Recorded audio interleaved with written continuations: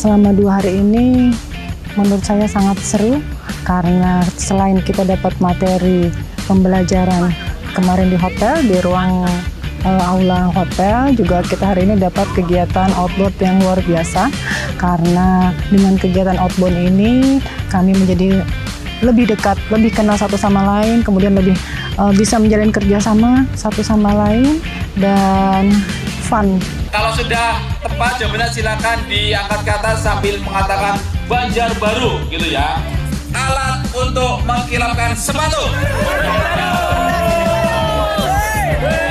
Saya sangat menarik dengan game yang terakhir itu adalah penyusun kata. Karena kenapa menyusun kata itu sangat bagus menurut saya karena melibatkan semua tim. Terus kecepatan, kecerdasan juga diasah daripada game tersebut. Harapannya setelah melakukan kegiatan selama 2 hari ini bersama tim Suhu, kita dan teman-teman menambah keakraban lagi, bersemangat lagi bekerja untuk kota Banjarbaru yang semakin juara. Di atas. Bawah. Kekei. Banjarbaru Winawan ya, kita sukses semua.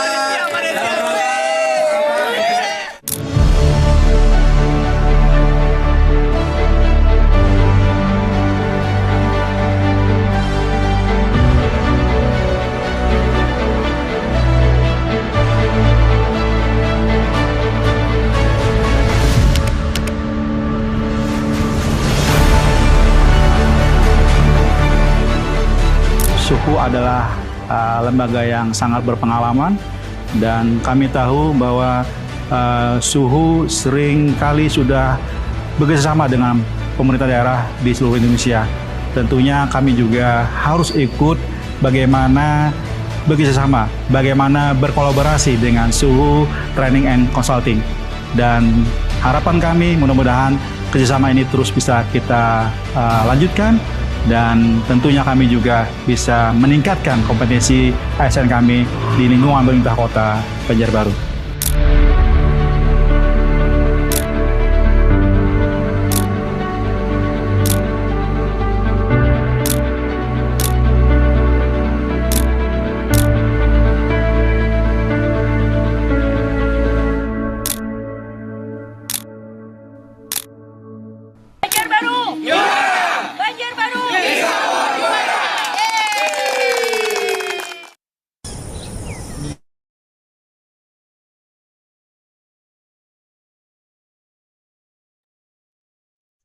Selamat sore Bapak Ibu, selamat datang dan selamat bergabung di webinar PPID by Suhu. Terima kasih Bapak Ibu yang saat ini sudah join di room Zoom dan nanti sudah siap juga ya pastinya. Disiapkan juga semangatnya untuk menyimak paparan materi yang luar biasa di sesi webinar kali ini. Pertama-tama, Assalamualaikum warahmatullahi wabarakatuh. Salam sejahtera untuk kita semua.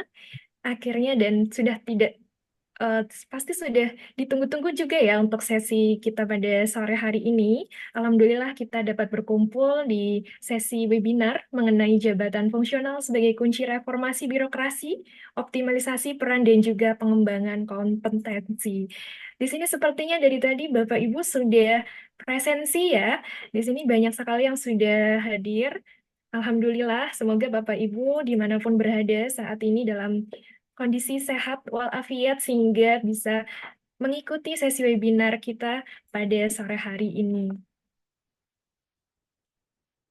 Pada webinar hari ini kita akan membahas mengenai jabatan fungsional sebagai kunci reformasi birokrasi. Sebelum itu, izin saya memperkenalkan diri. Nama saya Ruswanti sebagai moderator yang akan memandu acara ini hingga selesai nanti. Terima kasih sekali lagi saya ucapkan pada Bapak Ibu yang sudah bergabung. Semoga acara ini memberikan manfaat yang besar bagi kita semua. Nah, untuk webinar mengenai jabatan fungsional sebagai kunci reformasi birokrasi, sebagaimana kita ketahui, webinar ini nanti akan membahas mengenai peran penting jabatan fungsional dalam memperkuat reformasi birokrasi, dan jabatan ini berperan strategis dalam menciptakan birokrasi yang lebih fleksibel dan efisien. Untuk mendukung hal tersebut, pengembangan kompetensi ASN dalam jabatan fungsional sangat penting dengan fokus pada pelatihan dan juga peningkatan keterampilan. Nah, selain itu, manajemen karir pejabat fungsional termasuk pemilihan, penempatan juga promosi perlu dikelola secara profesional dan juga transparan agar para ASN dapat berkontribusi secara optimal dalam mencapai tujuan tersebut. Dan semua ini akan kita kupas tuntas di webinar bersama PPID by Suhu pada kesempatan sore hari ini. Izin Bapak Ibu sebelum kita memulai paparan materi dan dibersamai oleh narasumber kita dari Suhu akan memberikan sedikit paparan materi mengenai perkenalan singkat Suhu seperti itu ya. Izin dari kami akan share presentasi perkenalan Suhu.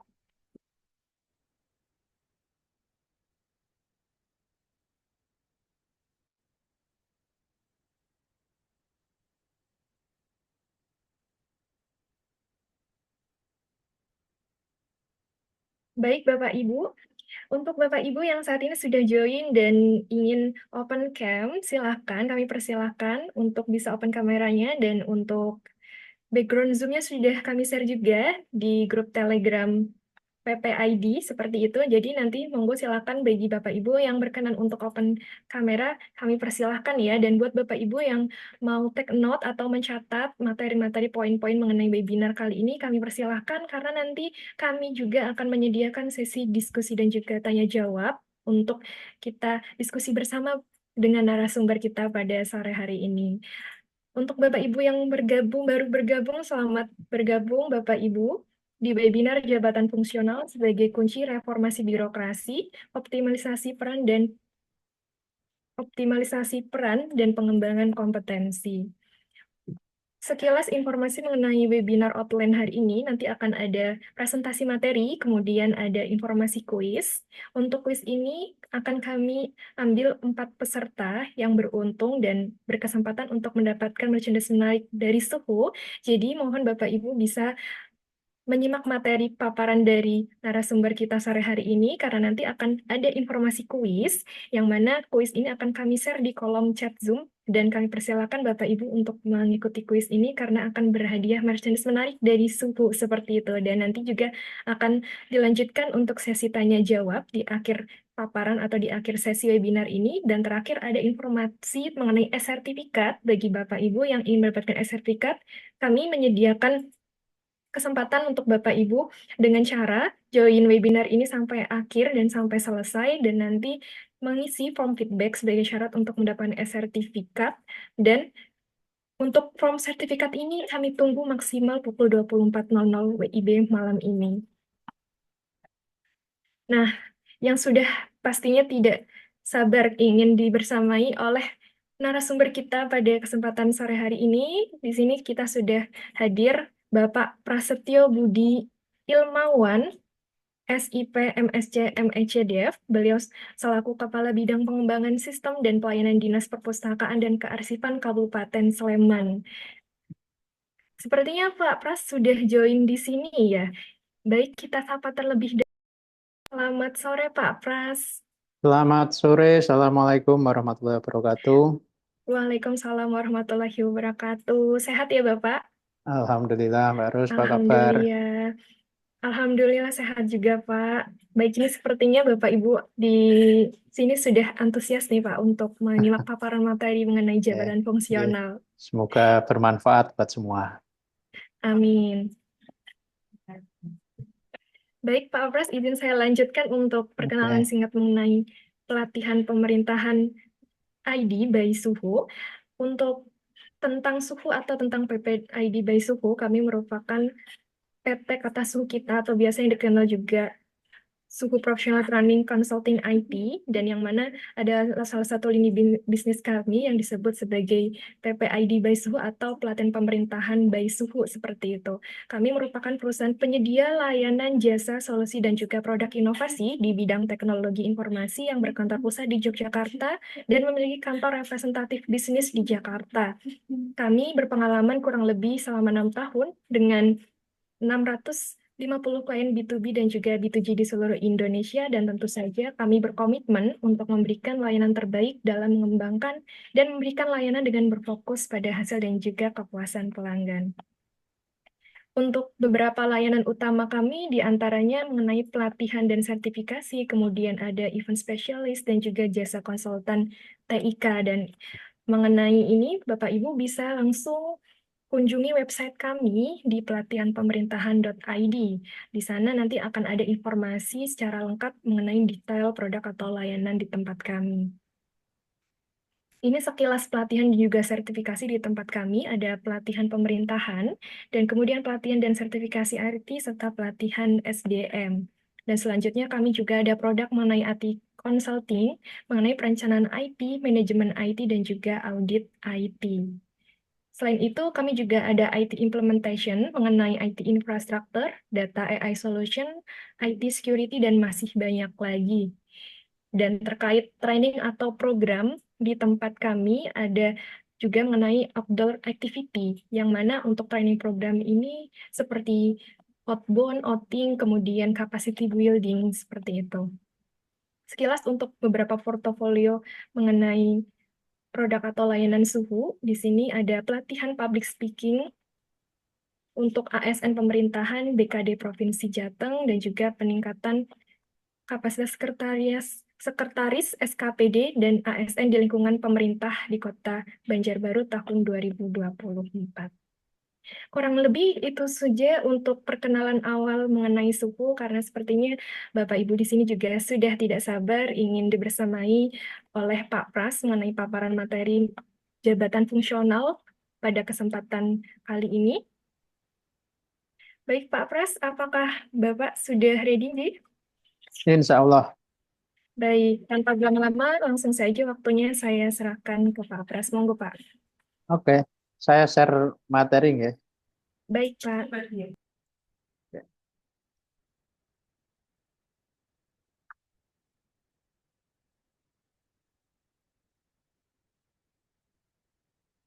Apa sudah muncul share materi saya, Mbak?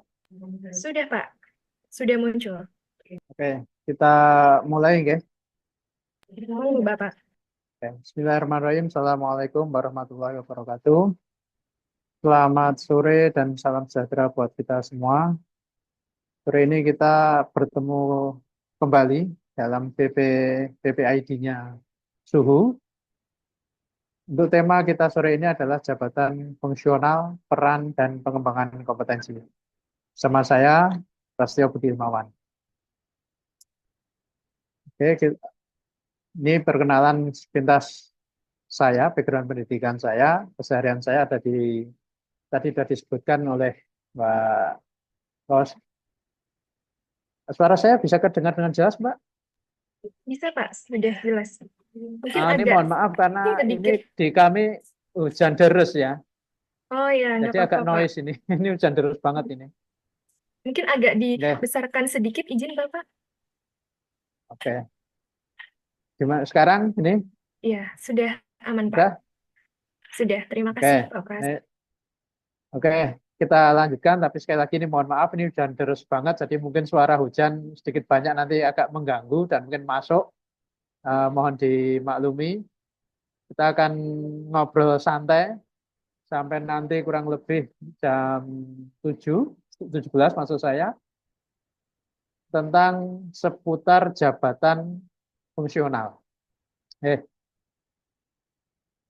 Hari ini kita dengan model Zoom meeting. Nah, ini sebelumnya saya sampaikan keterbatasan kita kalau menggunakan Zoom atau media online. Mungkin nanti ada kendala-kendala teknis, ya seperti noise ini tadi, suara hujan, dan mungkin nanti mungkin ya semoga tidak ada kendala-kendala sinyal atau apa.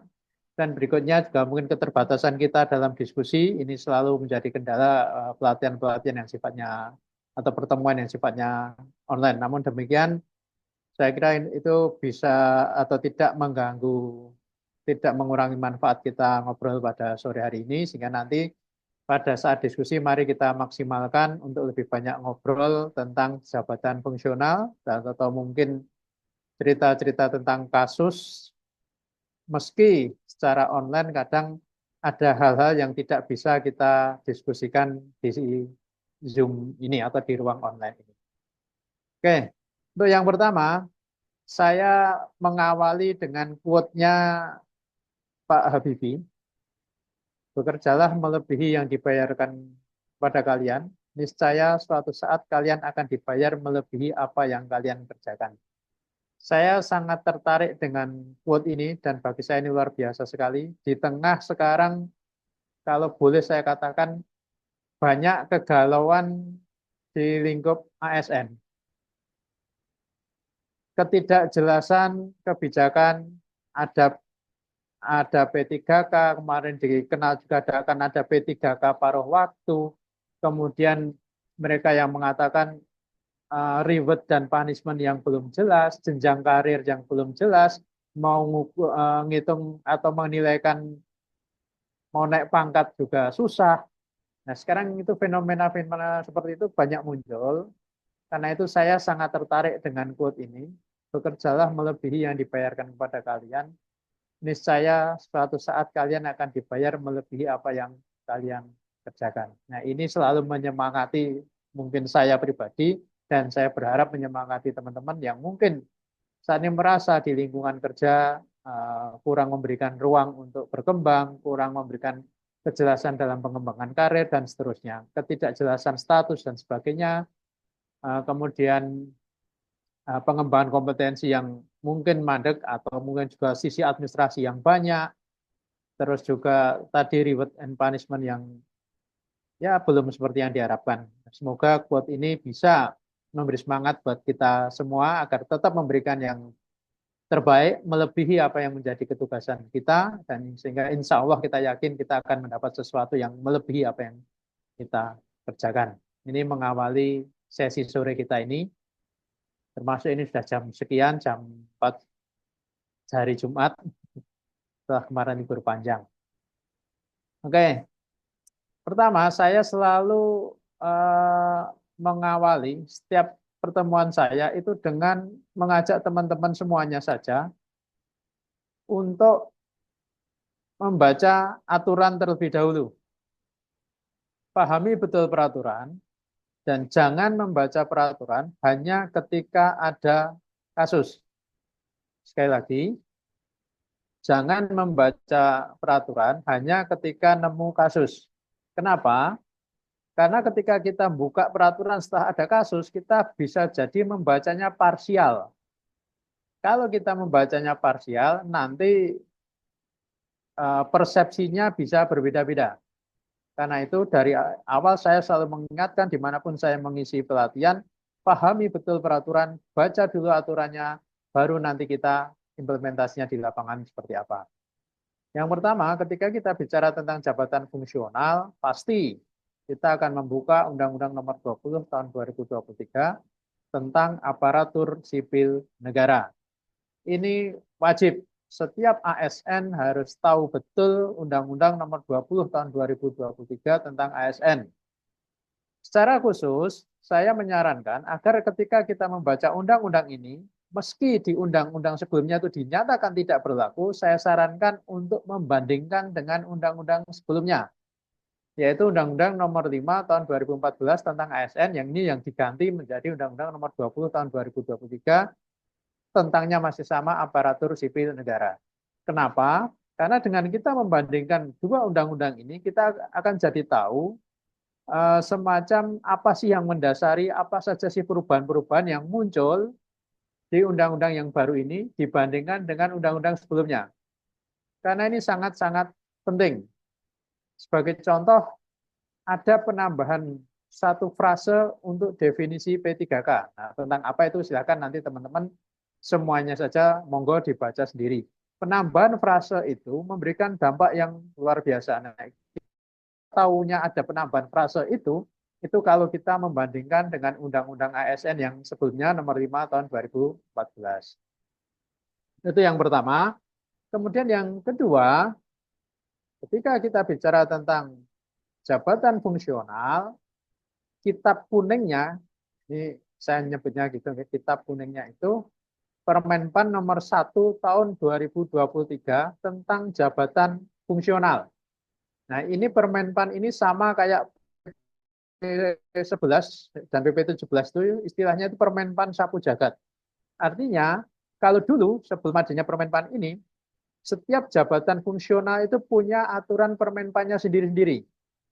Nah, kemudian semuanya disatukan menjadi Permenpan tentang jabatan fungsional dalam Permenpan nomor 1 tahun 2023. Sehingga kalau teman-teman baca, di akhir keputusan Permenpan itu atau peraturan itu disebutkan sekian banyak peraturan-peraturan tentang jabatan fungsional yang dinyatakan tidak berlaku. Ya, jadi dua ini minimal itu wajib untuk teman-teman pahami. Dan sekali lagi, jangan membaca peraturan hanya ketika ada kasus. Kemudian yang berikutnya, Peraturan Kepala BKN nomor 11 tahun 2022 tentang pedoman teknis pembinaan kepegawaian jabatan fungsional, serta, nah ini yang penting, Peraturan Kepala BKN nomor 3 tahun 2023 tentang angka kredit, kenaikan pangkat, dan jenjang jabatan fungsional. Silakan sekali lagi teman-teman baca baik-baik peraturan perundang-undangan ini, karena banyak kasus, banyak kebingungan yang dialami teman-teman karena ketidaktahuan kita tentang peraturan ini. Dan saya ingatkan bahwa yang berkepentingan terhadap peraturan ini bukan hanya teman-teman di BKP SDM atau apapun namanya yang ngurusi kepegawaian. Tidak. Ini setiap ASN. Sekali lagi bagi saya, setiap ASN wajib ain untuk tahu tentang peraturan ini. Gitu, okay? Undang-Undang nomor 20 tahun 2023, Permenpan nomor 1 tahun 2023, Perka BKN 1122, dan Perka BKN 3 2023. Oke, sekarang kita masuk ke materi.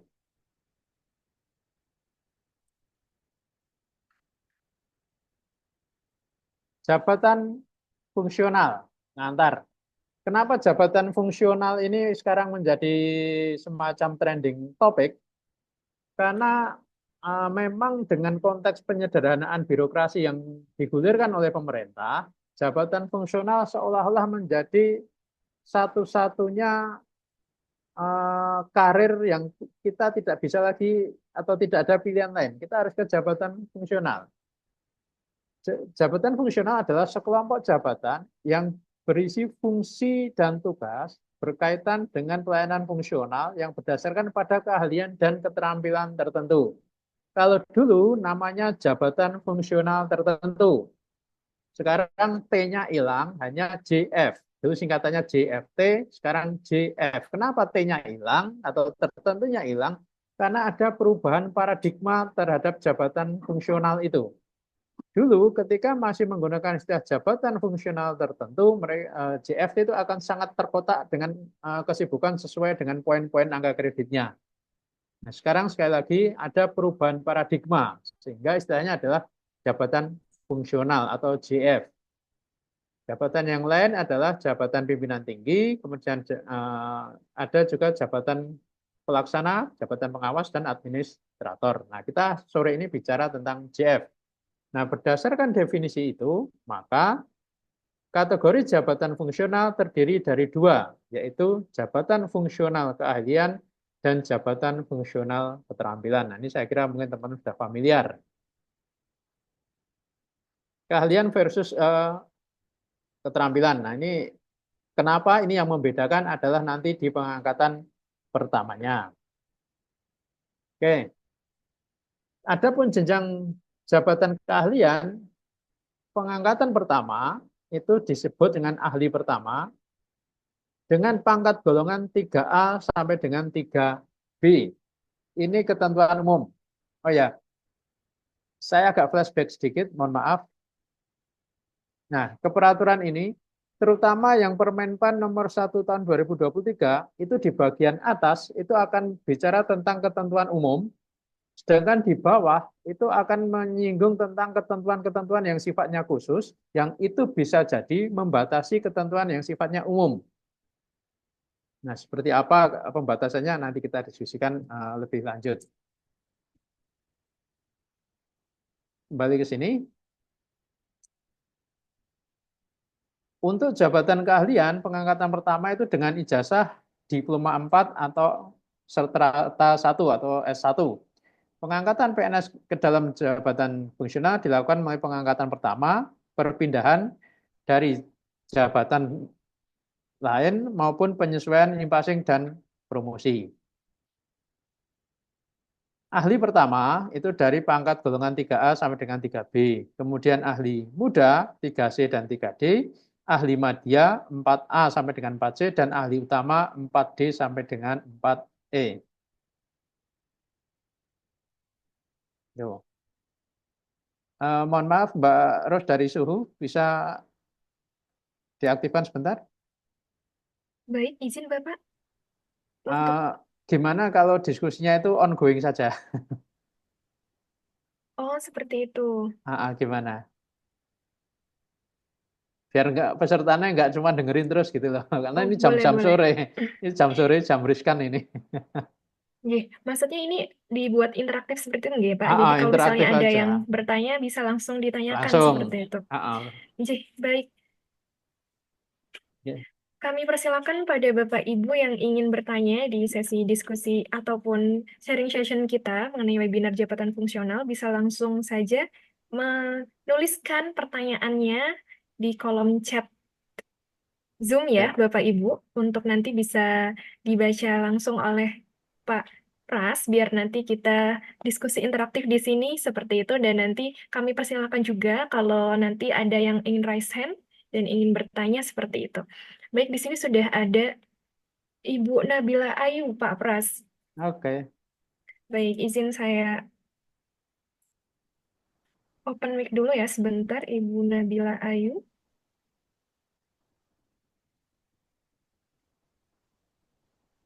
Baik, silahkan Ibu Nabila Ayu. Baik, terima kasih atas kesempatannya. Saya izin bertanya, Bapak.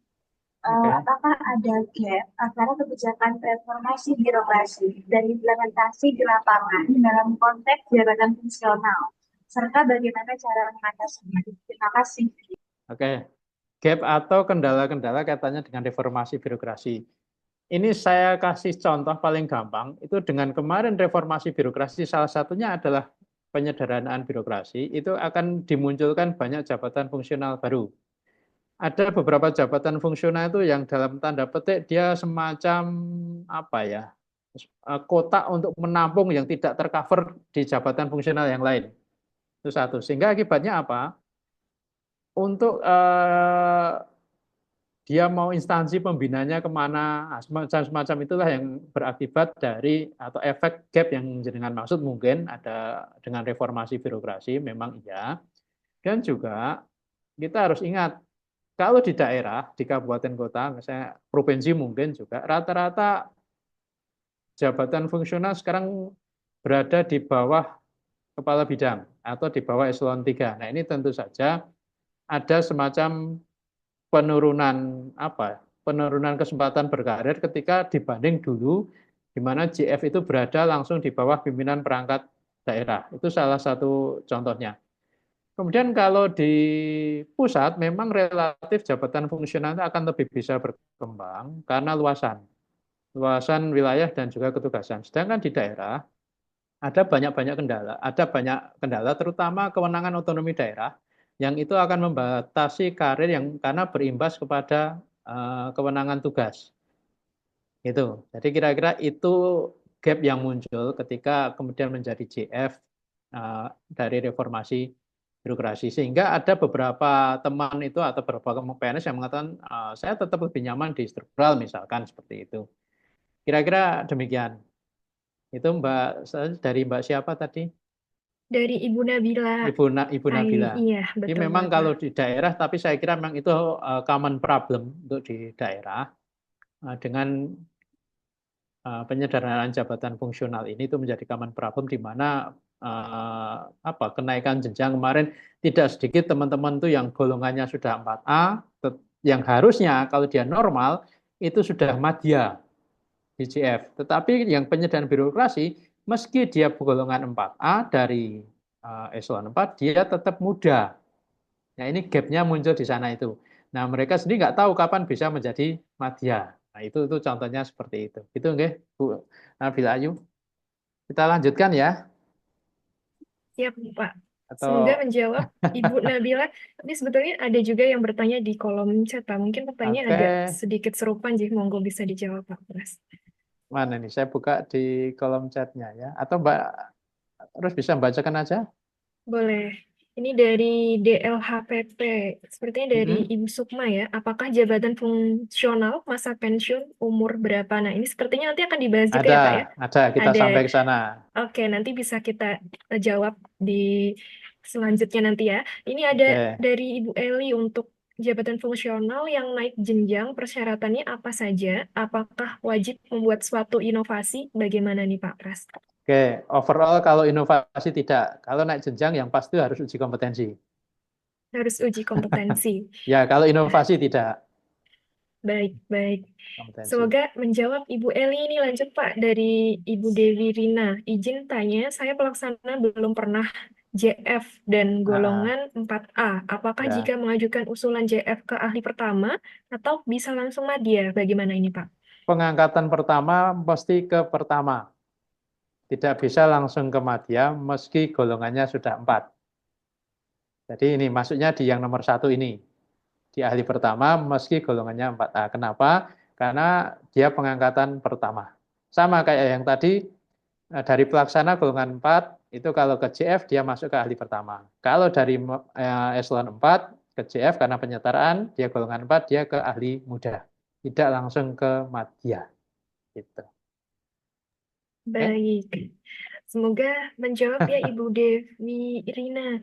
Ini lanjut selanjutnya Pak, izin bertanya dari sepertinya dari Bapak nih, dari Bapak Hmm. Aperta, Dinas Kominfo Kabupaten Kuantan Kuantan Singingi, Singi, ya. Provinsi Riau. Wah, jauh nih Pak. Riau. Sesuai dari quote-nya Habibie di awal yang Bapak tampilkan tadi, bagaimana Bapak melihat di daerah sepertinya masih banyak yang jabatan pelaksana kerjanya lebih banyak dari jabatan fungsional. Bagaimana Bapak melihat fenomena ini sementara fungsional lebih banyak tunjangannya? Wah, gimana nih, Pak Pras? Nah, makanya pemerintah pusat menyarankan agar segera beralih ke jabatan fungsional. Salah satunya karena tunjangannya lebih gede katanya gitu. Tapi memang itu common problem. Kenapa tidak semua serta-merta bisa ke JF? Karena memang formasi juga menentukan. Jadi makanya tadi yang dari pertanyaan pertama muncul gap itu tadi. Nah, salah satu gapnya seperti ini. Gitu. Ya. Jadi salah satu gapnya seperti ini. Jadi tapi memang overall sekarang JF itulah jenjang karir yang paling bisa diraih. Terutama bagi teman-teman pelaksana. Dengan hilangnya eselon 4. Kira-kira gitu. Baik, berarti memang balik lagi sesuai dengan formasi seperti itu ya Pak ya, dan juga Ya, kebutuhan betul. instansi. Baik, ini dari Ibu Utari dari BLK Kabupaten Sambas, Kalimantan Barat menanyakan prosedur naik jenjang ke 4A. Ini sepertinya juga akan ada pembahasannya ya Pak Pras? Ada, nanti ada. Kita Oke, sampai siap. ke sana. Ini masih saya bacakan lagi atau dari Pak Pras mau melanjutkan dulu Pak untuk paparan materinya? Sepertinya semakin banyak yang Tanya ini ya. ya. Iya, karena sudah Oke. terpancing nih Pak. Oke, saya lanjut dulu ya. Boleh, boleh Pak. Nanti kita Oke. lanjutkan lagi Ji, Bapak Ibu untuk sesi tanya jawab atau diskusinya dengan Pak Pras. Kita simak kembali untuk sesi paparan materi dari Pak Pras terlebih dulu. Oke. Ini sampai di sini jadi tadi untuk ahli pertama itu 3A 3B. Bagaimana kalau dia dari pelaksana 4A tetap dia masuknya di yang pertama. Makanya tolong sekali lagi baca peraturan Menpan tadi saya sampaikan ketentuan umumnya seperti ini. Ini ketentuan umum ya yang saya tampilkan di slide itu seperti ini. Nah, di bawah itu akan ada ketentuan-ketentuan yang sifatnya khusus. Sehingga tadi muncul, saya 4A, kok tidak langsung ke media, kenapa? Nah, baca yang di Permenpan nomor 1 tahun 2023. Oke. Nah, kemudian yang berikutnya, untuk yang keterampilan itu pertama dari SLTA atau diploma 1, 2 atau diploma 3. Jenjangnya dari pemula itu golongan 2A dan 2B itu kalau SLTA.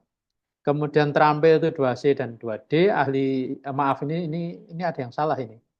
Ini harusnya bukan ahli media ini, salah ini. Kayaknya ada yang salah ini indahnya. Harusnya ini ke penyelia dan mahir. Salah ini. Penyelia dan mahir itu sampai dengan 3A, 3B, kemudian mahirnya di 3C dan 3D. Itu ya Mbak, ini besok tolong dikoreksi nanti kalau di-share ya. Ini mesti keliru. Baik, baik Pak Pras. Tolong nanti dicek lagi. Harusnya ini penyelia dan mahir yang ahli madya sama ahli utama itu golongannya sudah benar 3A, 3B, 3C, 3D sudah benar. Cuma sebutannya ini terampil itu penyelia dan mahir. Jadi meski dia dari SLTA atau diploma, dia bisa sampai dengan 3D. Tadi ada pertanyaan, bagaimana dengan pelaksana ke fungsional? Itu salah satu kelebihannya. Kalau dia dari pelaksana hanya tidak fungsional, golongan dari SLTA, dia akan berhenti di 3B. Tetapi kalau dia menjadi fungsional, meski dari SLTA, dia bisa sampai 3D, sehingga nanti pangkat pensiunnya itu bisa, kalau bahasa Jawanya itu gelundung, atau pangkat pengabdiannya bisa ke 4A, meski pendidikannya SLTA, kalau dia fungsional. Itu oke? Sekali lagi nanti tolong dikoreksi ya Mbak, ini bukan ahli madya, tetapi penyelia dan mahir ya. Siap, siap Pak Pras. Nanti Oke. kita koreksi bersama. Nah, ini yang menarik tadi, perubahannya apa? Sekelompok jabatan yang berisi fungsi dan tugas berkaitan dengan pelayanan fungsional yang berdasarkan pada keahlian dan keterampilan tertentu. Nah, tadi pertanyaan yang dari Riau atau mana tadi, mohon maaf saya lupa. Pelaksana lebih banyak pekerjaannya ya, karena memang untuk konsep JF-nya itu mungkin belum begitu mapan sehingga masih ada tumpang tindih. Karena di sisi lain juga teman-teman yang penyetaraan ke JF itu mereka juga mengatakan tidak ada perubahan pekerjaan. Ya, jadi saya juga masih mengerjakan pekerjaan yang sama dengan dulu meski sekarang saya sudah menjadi JF. Itu seperti itu memang common problem yang mungkin menjadi PR-nya teman-teman di Menpan atau di BKN mungkin. Nah, kemudian jabatan fungsional itu bukan hanya penguasaan teknis tetapi juga kemampuan adaptasi, inovasi serta komitmen untuk memberikan yang terbaik. Sehingga ada 6 poin. Yang pertama keahlian, kemudian adaptif. Nah, adaptif ini cirinya dulu terkotak-kotak dalam poin angka kredit. Nah, sekarang tidak lagi pada butir-butir kegiatan, tetapi mengacu kepada SKP. SKP, ya. Jadi teman-teman JF itu melaksanakan ketugasan organisasi. Kalau istilah sekarang yang sedang tren itu namanya pohon kinerja, itu turunan dari pohon kinerja. Adaptifnya di situ. Jadi tidak hanya nguplek, nguplek itu bahasa Indonesianya apa ya? Itu dalam butir-butir kegiatan. Adaptif di situ. Kemudian inovatif. Nah, memberi kesempatan dengan tidak terkotak-kotaknya dalam butir kegiatan, dia tidak hanya sibuk dengan dirinya sendiri, itu memberi ruang dia untuk berinovasi. Dan yang dituntut juga komitmen. Kenapa? Karena tetap mengajukan angka kredit. Nah, ini. Sehingga kalau tidak punya komitmen di JF, mereka pasti akan macet di kenaikan pangkatnya.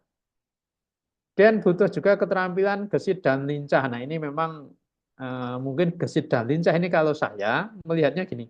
Kesempatan, salah satu contoh, kesempatan untuk uji kompetensi ini sangat terbatas. Padahal itu syarat untuk kenaikan jenjang. Nah, mungkin diperlukan gesit dan lincah untuk hunting-hunting semacam itu. Ini contoh kecilnya saja. Sehingga benar-benar itu awesome skills lah. Jadi jabatan fungsional bukan hanya penguasaan teknis, tapi juga kemampuan adaptasi, inovasi, serta komitmen. Ini challenge buat teman-teman JF yang saya harapkan atau kita harapkan ketika teman-teman itu menjadi JF tidak lagi terkotak yang namanya patologi birokrasi. Tetap dirinya berkembang meski dalam batas-batas kewenangan. Jadi jangan dimaknai inovasi ini bisa semaunya sendiri, tidak ya. Karena di atas tadi saya nyebut Undang-Undang ASN. Fungsi ASN itu ada 3. 1, pelayanan publik. Yang kedua, melaksanakan kebijakan pimpinan. Yang ketiga adalah perekat persatuan bangsa. Nah, fungsi yang kedua ini jangan sampai hilang. Melaksanakan kebijakan pimpinan. Jadi kita tidak bisa bekerja sendiri-sendiri sehingga jangan dimaknai inovatif ini terus kita bisa bekerja semau kita. Tuh. Oke. Nah, kenapa sih kita terus ke fungsional? Yang pertama, transformasi jabatan fungsional bisa mendorong pemerintahan yang akuntabel. Kenapa? Karena tetap kita harus berhitung, kita mencatat apa pekerjaan kita, kemudian melaporkan, ada bukti fisiknya, dan seterusnya. Kemudian bersih, efektif, efisien, serta menciptakan pengalaman unik yang berkualitas. Itu harapannya seperti itu. Nah, goals-nya adalah diharapkan dengan pola pikir jabatan fungsional ini yang tadinya hanya terkotak kepada butir kegiatan. Nah, ini sebenarnya saya lebih senang menyebutnya butir kegiatan, ya, bukan pada angka kredit. Butir kegiatan lebih berorientasi kepada kinerja, sehingga sekarang tetap juga memakai SKP. SKP dulu sasaran kerja pegawai, sekarang menjadi sasaran kinerja pegawai. Nah, harapannya ASN menjadi lebih lincah, atau ini singkatannya berakhlak itu. Dinamis, produktif, serta memiliki dampak langsung terhadap indikator kinerja institusi. Nah, sekali lagi, teman-teman JF itu sekarang melaksanakan indikator kinerja institusi. Kalau dalam pohon kinerja itu ada CSF1 atau Critical Success Factor 1, itu visi misi kepala daerah. Kemudian CSF2 itu kepala perangkat daerah, CSF3 itu di eselon 3. Nah, mungkin teman-teman JF itu akan banyak berkutat mulai CSF nomor 4 ke bawah, tergantung jenjang jabatannya. Ada pertanyaan lagi nggak, Pak? Ini sebetulnya sudah banyak yang bertanya di kolom chat, Pak. Ini tadi Boleh saya kita jawab pilih sendiri beberapa ya. ya. Oke, bentar saya selesaikan ini dulu, habis ini dibuka Baik, ya. baik. Baik, Satu, kelas jabatan. Kelas jabatan JF lebih tinggi dibandingkan jabatan pelaksana. Nah, tadi pertanyaannya relate yang pertama tadi ya. Ada pelaksana itu pekerjaannya banyak, tetapi kok yang JF tunjangannya lebih gede. Karena memang didesain seperti itu, karena harapannya semua akan beralih ke JF.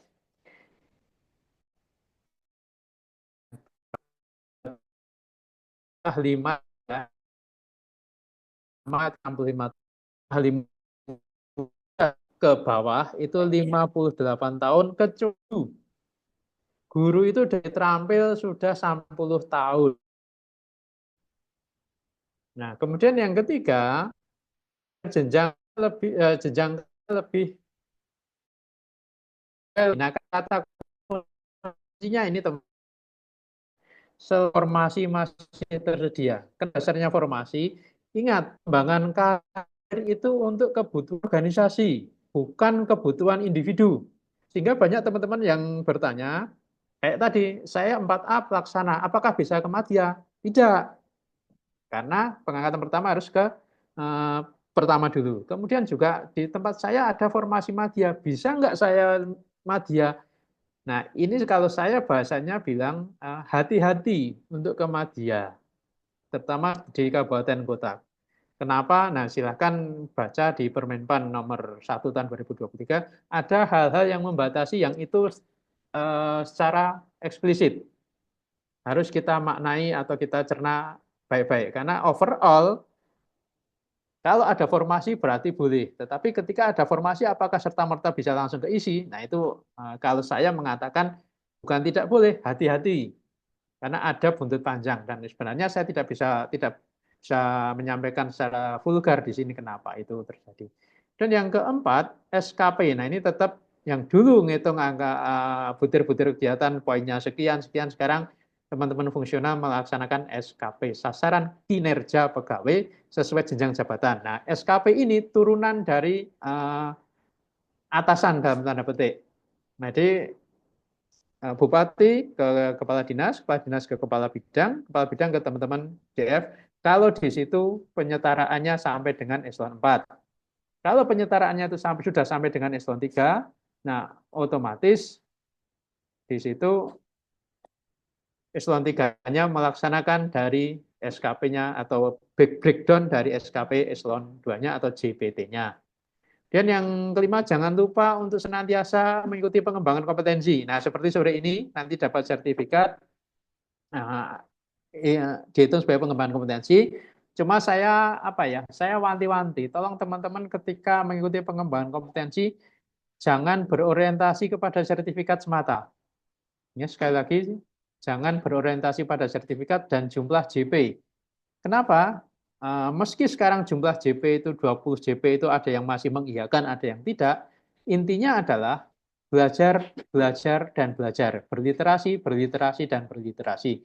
Insya Allah itu yang akan memberikan apa ya, standar lebih kepada masing-masing kita.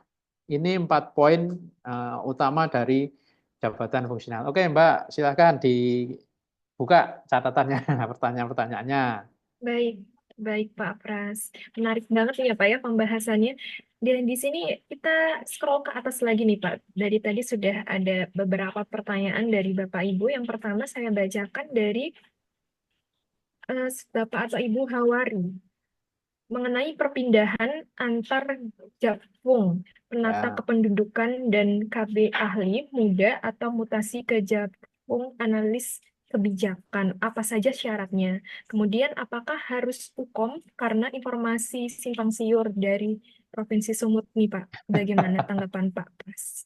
Oke, satu, saya tidak akan mengatakan soal boleh atau tidak. Pertanyaan saya justru, kenapa harus pindah? Itu satu. Yang kedua, pastikan teman-teman yang mau pindah jabatan fungsional itu punya alasan yang cukup kuat untuk pindah. Jangan sampai nanti malah menyesal. Di jabatan fungsional itu karena harus memulai lagi dari sesuatu yang baru. Dan yang kedua, selalu didasarkan kepada formasi. Tuh, ya. Dan yang ketiga, hukum atau tidak itu tergantung dari masing-masing aturan di JF itu. Karena memang masih sangat variatif. Jadi bukan soal apa ya. Ya memang kembali soal gap di reformasi birokrasi tadi, ada beberapa JF tertentu yang dia JF baru sehingga infrastrukturnya itu belum siap. Ya. Infrastrukturnya belum siap. Makanya ketika ada yang mengatakan bagaimana kalau pindah, justru saya akan bertanya, kenapa harus pindah? Bukan soal boleh atau tidak boleh. Jadi pertimbangan betul kenapa harus pindah itu justru saya poinnya di situ. Kalau soal administrasi ya bisalah kita cari, kita tanya, kita kejar. Gitu. Oke, ada lagi Mbak? Baik, Pak. Kita lanjut dulu ya, Pak ya, untuk Oke. pertanyaan berikutnya ini dari Pak Ridwan. Bertanya mengenai apakah ada cara pindah jenjang via diklat keahlian. Saya ingin ke Jafung Asesor SDMA. Masa syaratnya harus udah punya pengalaman kerja di bidang terkait atau yang dituju minimal sekian tahun. Mungkin untuk jabatan fungsi lain bisa, tapi asesor SDMA mustahil melaksanakan pekerjaan sebagai asesor. Sebetulnya pertanyaan lumayan panjang nih, Pak.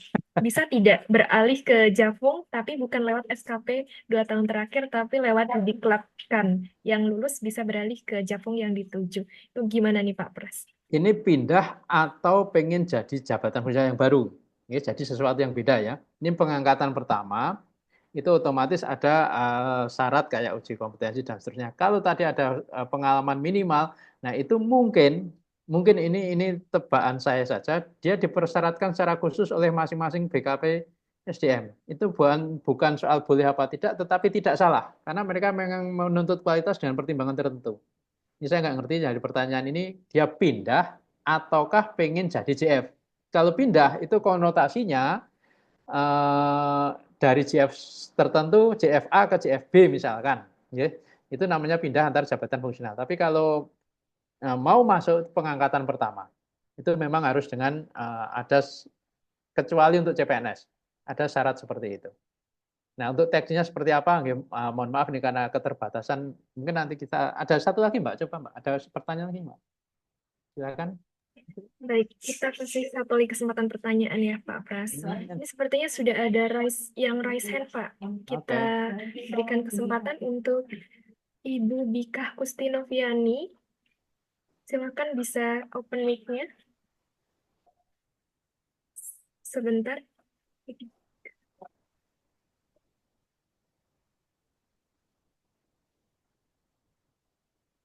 Oke, Ya, silakan. oke.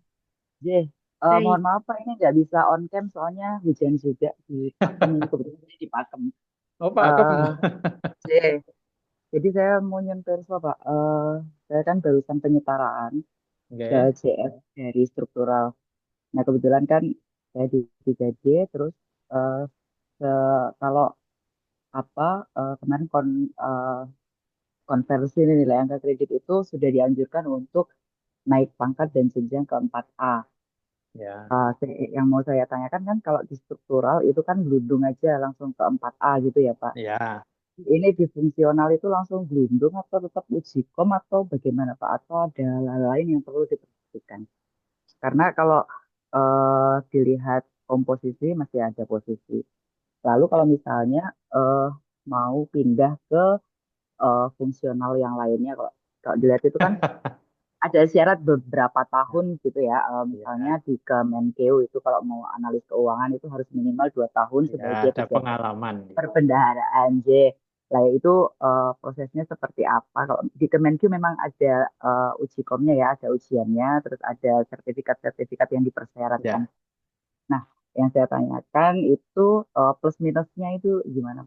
Jadi ada 2 pertanyaan ya Pak.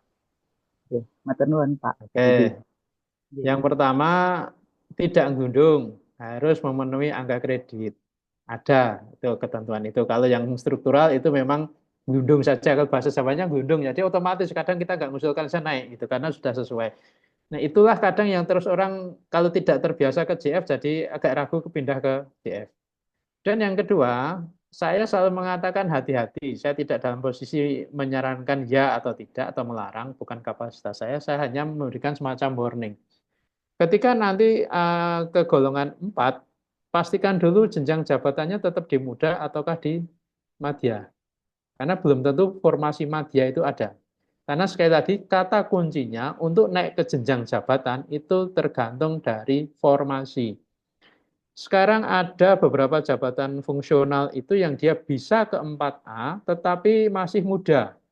Dengan asumsi menggunakan analognya penyetaraan eselon 4. Eselon 4 kan banyak yang golongan 4 tetapi muda. Nah, bagi yang kemarin masih 3D pun kemudian penyetaraan dia bisa 4A tetapi muda, bukan madya. Itu ada. Terus uji kom itu hanya dipersyaratkan untuk naik jenjang jabatan. Jadi ada 2 hal ya, satu kenaikan pangkat, satu kenaikan jabatan. Kenaikan pangkat itu kalau sudah memenuhi angka kredit dan persyaratannya, kalau kenaikan jabatan itu satu formasi, yang kedua lolos uji kompetensi. Kata kuncinya di situ. Terus plus minusnya, ini yang paling banyak harus persiapan. Kalau nanti sudah golongan 4A tetapi tetap muda, itu berarti ini orang keuangan pasti tahu, dia pajaknya jadi kena 15%. Sementara tunjangannya masih setara golongan 3 atau muda. Tapi pajaknya itu pajak madya. Tetapi ada yang mengatakan, toh nanti dengan golongan 4 pajaknya tertutupi dengan gaji. Ya silahkan saja. Makanya saya mengatakan dipikir benar-benar, bahasa saya selalu hati-hati, dipikir betul, baca aturannya dulu plus minusnya, monggo, silakan saja. Nek, saya tidak berani menyarankan yang seperti apa, tapi plus minusnya bisa golongan 4, tetapi masih muda. Kalau golongan 4 madya, satu ada formasinya dulu, kemudian yang kedua uji kompetensi. Itu oke. Oke. Lanjut dulu ya sekarang 3-3 gitu nggih. Oke, monggo bisa dilanjut terlebih dulu Pak Pras. Nah, oke, karir. Tujuan dilaksanakan untuk pengembangan karir dan kapasitas sesuai dengan tujuan organisasi. Sekali lagi kepentingan organisasi, bukan kepentingan individu.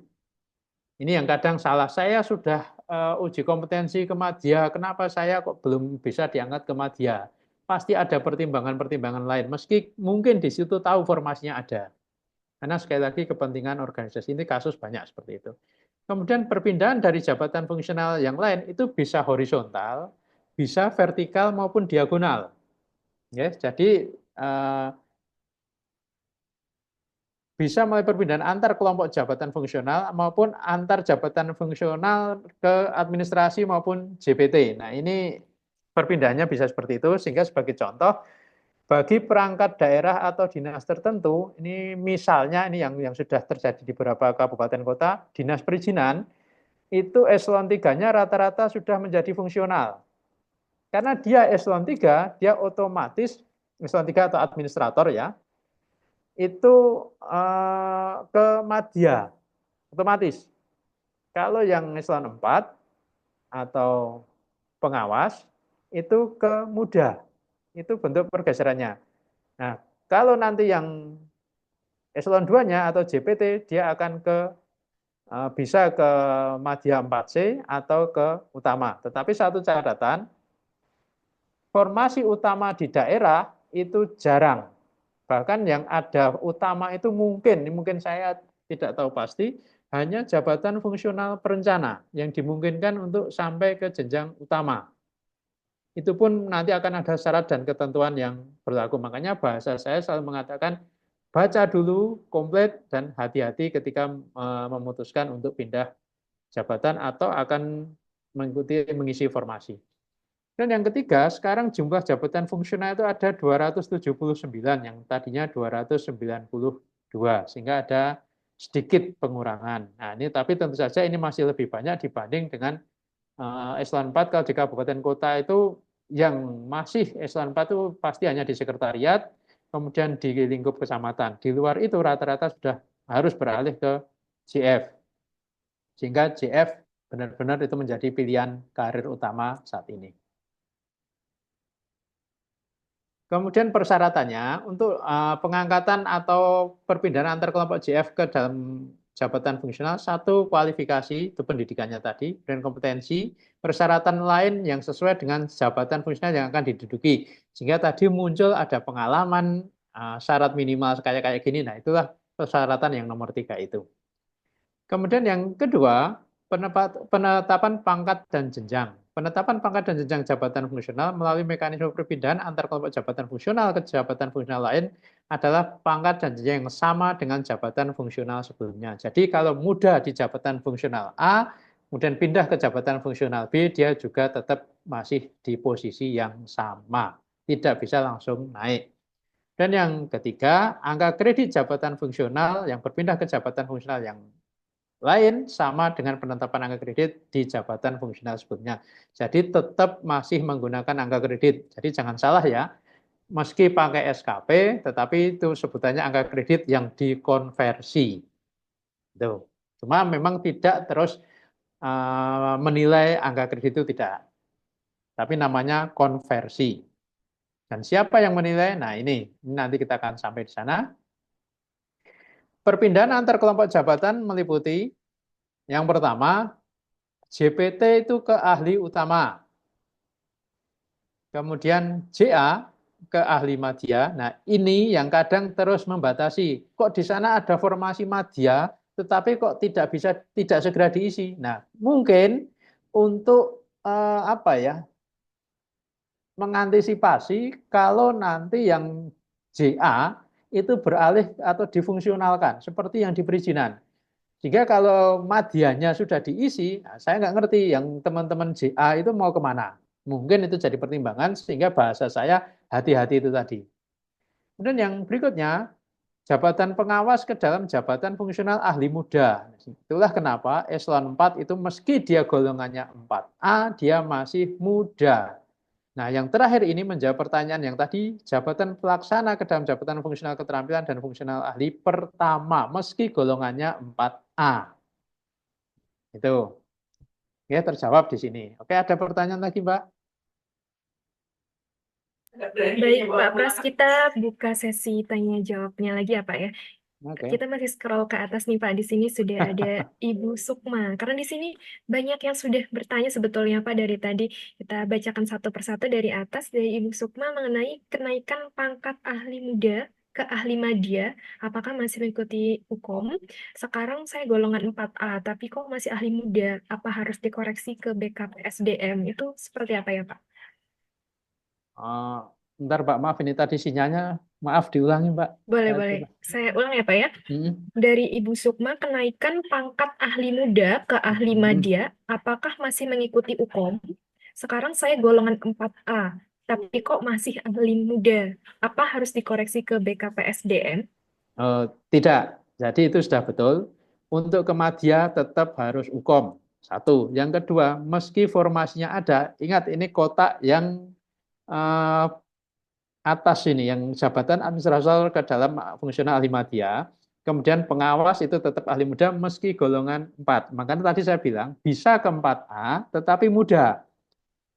Atau kalau dia mau ke madya, dia harus ujikom, tapi kalau formasinya ada, satu. Kemudian yang kedua, meski formasinya ada, mungkin ada kebijakan lain yang bisa jadi tidak memungkinkan untuk langsung diisi madya. Salah satunya adalah Karena mungkin, ini mungkin ya, itu karena menjadi apa ya, semacam couplingnya eselon 3. Mungkin, nah ini itu sehingga tidak serta-merta, ini kasusnya banyak seperti itu. Bahkan yang sudah lulus uji kom sekalipun tidak serta-merta terus dia bisa ke madya. Karena memang ke madya itu ya tricky sekali lah. Bahasanya tricky ya, tricky itu gimana? Itu Mbak. Ini sudah betul, tidak perlu dikoreksi ke BKPSDM, itu sudah betul. Baik, jawabannya tidak perlu dikoreksi ya, Tidak, itu sudah Ibu. betul. Baik, Bapak. Ini sepertinya ada yang raise hand lagi nih, Pak. Kita beri kesempatan ke yang raise hand. Ada Bapak Ridwan S. Mangkarto dari BKD Provinsi Gorontalo. Oke. Silakan Bapak. Oke, baik. Bapak Ridwan, apakah sudah bisa mic-nya? Ya, terima kasih. Ya, saya tadi yang bertanya tentang pengalihan ke SDMA. Apa Jafung asesor SDMA? Saya sudah 3 kali coba mengikuti dari pelaksana ke Jafung SDMA, asesor SMA. Tapi syaratnya itu harus agak konyol sih. Pernah menjadi asesor selama 3 tahun. Selama 2 tahun terakhir. Ya. Gimana itu Pak? Kan masa pelaksana menjadi asesor? Apa enggak ada jalur lain, jalur diklat gitu yang pretest, post-test yang lulus diangkat ke asesor. Oke. Soalnya syaratnya kayak konyol gitu Pak. Masa harus menjadi asesor? Syaratnya pekerjaan 2 tahun terakhir sebagai asesor di SKP. Ya, itu yang saya mau tanya itu Pak. Baru mau masuk, bukan perpindahan Pak. Siap, makasih Pak. Oke, jadi asesor itu Bapak, asesor itu memang jabatan yang dia butuh sertifikasi. Semacam auditor. Karena dia nanti akan menjustifikasi seseorang. Beda dengan jabatan fungsional yang lain. Misalkan analis SDMA. Analis SDMA itu tidak perlu sertifikasi. Tetapi untuk menjadi asesor atau melakukan assessment, dia memang butuh sertifikasi. Sehingga dalam pendidikannya pun tidak bisa lulus dia S1 psikologi saja, dia bukan seorang asesor. Dia harus punya profesi psikolog. Nah, profesi inilah kemudian menjadi semacam pembeda dengan jabatan fungsional yang lain. Sehingga itu dipersyaratkan harus melaksanakan fungsi assessment itu. Jadi saya tidak dalam posisi membenarkan, tetapi saya bisa menerima alasan itu, bukan konyol, tetapi memang khusus untuk asesor itu, karena dia bisa menjustifikasi. Nah, mungkin ada nggak sertifikasi untuk menjadi asesor itu? Karena sekali lagi, seorang S1 psikologi itu dia juga bukan seorang asesor. Tapi yang boleh menjadi asesor, dia adalah seorang psikolog. Jadi sertifikasinya adalah sertifikasi psikolog, sehingga untuk pengangkatan pertama ketika dia CPNS pun bisa jadi dia langsung 3B, kayak dokter. Jadi ada sertifikasi, yang itu mungkin tidak ada pelatihan sertifikasi atau belum.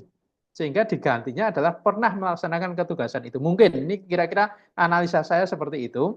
Karena memang sepemahaman saya sekarang sampai hari ini tidak ada pelatihan sertifikasi untuk menjadi asesor. Karena posisi asesor itu memang butuh pengetahuan yang sifatnya spesifik. Itu sedikit, auditor itu juga butuh sertifikasi, tetapi dia bisa dari pendidikan yang sifatnya umum.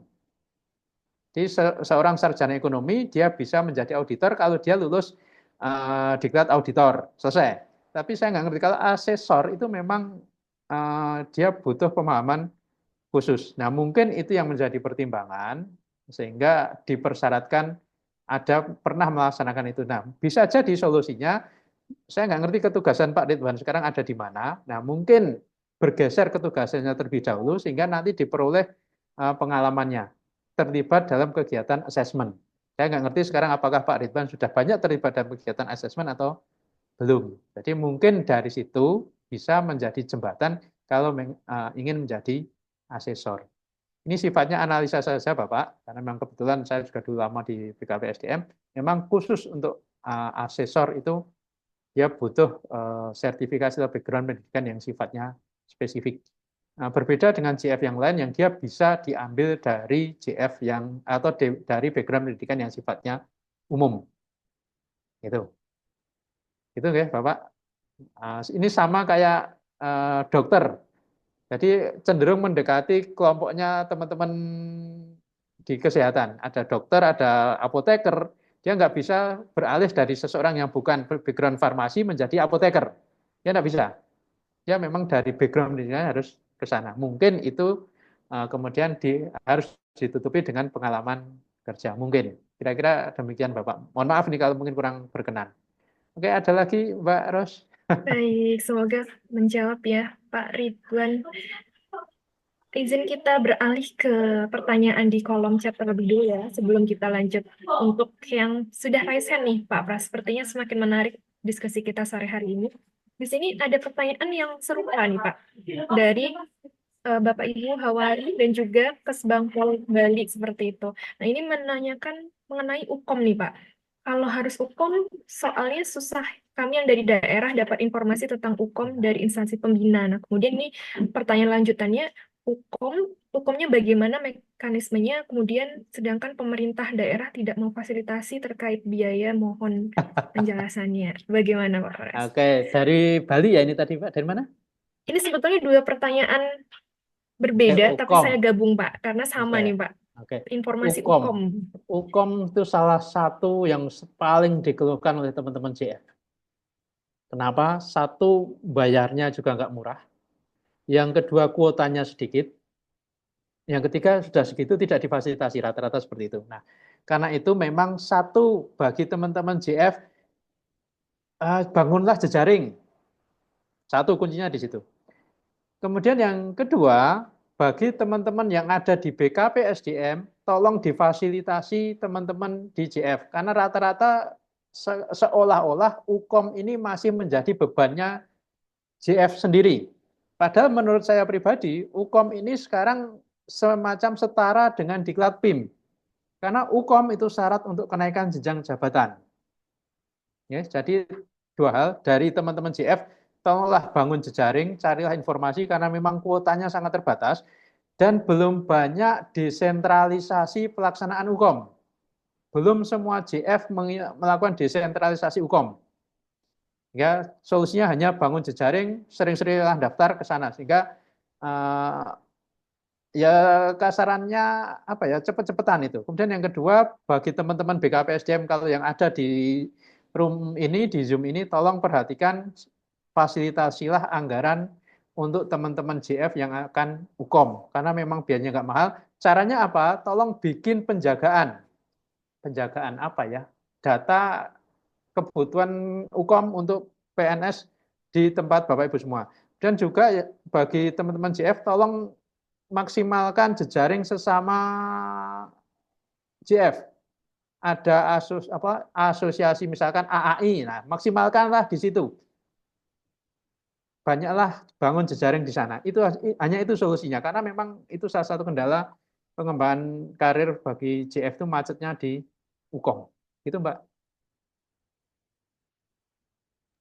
Pak Itu, Pras, oke. berarti kuncinya membangun jejaring begitu ya Pak ya. Ini ada Oke. lanjutannya nih Pak. Kebetulan pertanyaannya lumayan relate dengan yang sebelumnya ditanyakan dari mohon maaf, dari Ibu Andi Sri Rahayu, DLH Pasir. Apakah ikut UKOM naik jenjang dari muda ke madya bisa dilakukan walaupun kuota untuk jenjang madya tidak cukup nih? Bagaimana Pak? Saya sarankan yang pasti itu formasi dulu. Pastikan formasi dulu baru UKOM. Pastikan ada kejelasan itu baru UKOM. Kalau ke madya, kalau dari pertama ke muda silahkan langsung UKOM. Tapi sekali lagi kalau ke madya itu butuh tricky. Saya khawatir teman-teman terus nanti semakin grow ketika mengatakan saya sudah UKOM, tetapi kenapa tidak bisa segera diangkat ke madya? Gitu. Sekali lagi, ini ada yang resen. Ada Pak Didi, ada dari Pak Sutaji. Monggo yang mana? Baik, ini ada yang resen ya Pak ya. Kita beralih ke Bapak Ibu yang sudah resen. Di sini kita pilih dari Pak Didik terlebih dahulu. Ya, selamat sore. Bisa didengarkan suara saya, Pak? Sudah masuk Pak suaranya. Silakan Pak Didik. Terima kasih. Assalamualaikum warahmatullahi wabarakatuh. Waalaikumsalam. Ini Pak sangat tentunya sangat menarik lah untuk apa namanya jabatan fungsional ini karena memang kedepannya kan ASN yang smart itu kan larinya kan ke struktural atau ke fungsional kan gitu. Ya. Eh, saya langsung aja Pak ini Pak. Jadi di dalam peraturan Perkap BKN nomor 3 ya, nomor 3 tahun 2023, Tiga. ini pasalnya 19 ya kalau nggak salah, pasal 19 ayat ketiga. Ini ada ketentuan dalam hal pejabat fungsional memenuhi syarat kenaikan jenjang jabatan setingkat lebih tinggi tetapi tidak tersedia kebutuhan atau formasi, Ya. maka bisa diusulkan kenaikan pangkat setingkat lebih tinggi. Ya. 1 kali kenaikan pangkat dengan mempertimbangkan kualifikasi pendidik dan lain-lain Ya. gitu ya. Nah, Ya. artinya ini sebagai contohnya dari muda 3D Ke 4 ke A. 4A. Ya, tapi masih muda. Masih muda mau ke 4A. Nah, ini sudah kan syaratnya kan salah satunya mengikuti uji kompetensi kan gitu. Kalau kenaikan pangkat tidak, Bapak? Oh, tidak. Tidak. Dari Itu dari apa? dari Em- 3D ke 4A, tetapi masih muda, itu yang naik hanya pangkatnya. oh ya, itu nggak pakai ukom Pak. Betul. Tidak. Nggak, Pak, di dalam apa di bawah pasal di bawahnya kan ketentuan di bawahnya ya. Ya. Ini kan pasalnya 3. Yang pasal 4 kan munculnya gini. Kenaikan pangkat setingkat lebih tinggi sebagaimana dimaksud pada ayat 3 setelah memenuhi persyaratan A. Angka kredit kumulatif Ya. kenaikan pangkat Ya. dan kenaikan jenjang jabatan. Yang B itu lulus uji kompetensi, Pak. Yang B. Nah, karena di situ ada kenaikan jenjang jabatan. Kalau tidak naik jenjangnya, berarti insya Allah aman. Nah, Makanya sementara di aturan yang lain kan disebutkan mana yang apa ada emang ini ada kesulitan di beberapa tempat tertentu ya. ya, Dia tuh kalau sudah lulus harus ke Madya dulu gitu loh. Nggak bisa ke 4A gitu loh, Pak. ya, kalau dia naik apa ya, kena pasal yang dia naik reguler. Tapi kalau hanya untuk kenaikan ke 4A dari muda itu menganalogkan yang tadinya eselon 4 sudah golongan 4 itu kan juga tetap muda toh Pak. Ya, tetap muda ya. Nah, itu analog yang digunakan. Jadi memang banyak yang terus persepsinya seolah-olah ketika naik ke 4A itu naik ke 4A yang biasa sehingga 4A itu madya. Nah, itu kan ketentuan umum. Ketentuan umum mengatakan 4A itu madya, itu ketentuan umum. Ya, Itu, ya. ya kan? Nah, itu seolah-olah dibacanya parsial. Makanya di awal tadi saya matur, jangan baca aturan ketika ada kasus. Oke, oke. Nah, Artinya ketika kita dari 3D masih muda itu bisa langsung ke 4A ya. bisa. Ya. Cuma Oke. kembali kadang teman-teman BKP SDM itu persepsinya beda-beda, Bapak. Ya, Nah, saya nggak betul. tahu. Oke, oke. Oke. Itu jadi apa? Itu yang menjadi masalah kan ada di situ. Ya, eh, Persepsinya beda-beda. beda-beda. Kan Nah, itu terjadi karena mereka tidak membaca secara umum, secara tuntas. Jadi dia hanya bicara, oh 4A itu madya, seolah yang ada di otaknya itu seperti itu. ya. Sama kayak tadi sebaliknya, bahwa saya golongan 3D ada formasi madya kosong, berarti saya bisa ke madya terus 4A. Itu ketentuan umum. Tapi ingat, ada ketentuan-ketentuan khusus, contohnya administrator ke dalam JF Madya. Nah, itu kan ketentuan yang sifatnya khusus. Sehingga seolah-olah sudah membatasi, meski formasi itu ada, tetapi sudah terbatasi bahwa itu bisa untuk teman-teman yang sudah administrator. Itu enggak, Bapak? Ya. Satu lagi, Pak. Ini karena Ya, terkait dengan hukum, Pak. ya, Nah, ini di dalam salah satu apa persyaratan uji kompetensi itu kan diantaranya kan ada syarat pendidikan ya. Syarat pendidikan yang disyaratkan ini syarat ikut uji kompetensi diantaranya adalah berpendidikan ekonomi, keuangan, akuntansi, manajemen, administrasi, hukum, atau bidang lain yang relevan kan gitu. Nah, tadi Bapak sempat menyinggung terkait dengan penyetaraan yang dulu struktural. Ya. Itu kan pendidikannya kan belum tentu ini, bisa juga insinyur kan gitu. Nah, ketika seorang struktural kena penyetaraan, delayering menjadi muda atau ya muda lah menjadi muda, ketika dia mau ikut UKOM, nah syarat pendidikannya tidak terpenuhi, Sudah, bagaimana Pak? sudah macet di situ dulu, nggih. Ya, Nah, ini yang tadi ditanyakan di awal, gap penyederhanaan ini atau gap JF dengan reformasi birokrasi. Itu salah satunya, Bapak. Karena kadang terus dia dimasukkan ke dalam jabatan fungsional. Maaf ini saya menyebutnya semacam jabatan fungsional keranjang apa ya?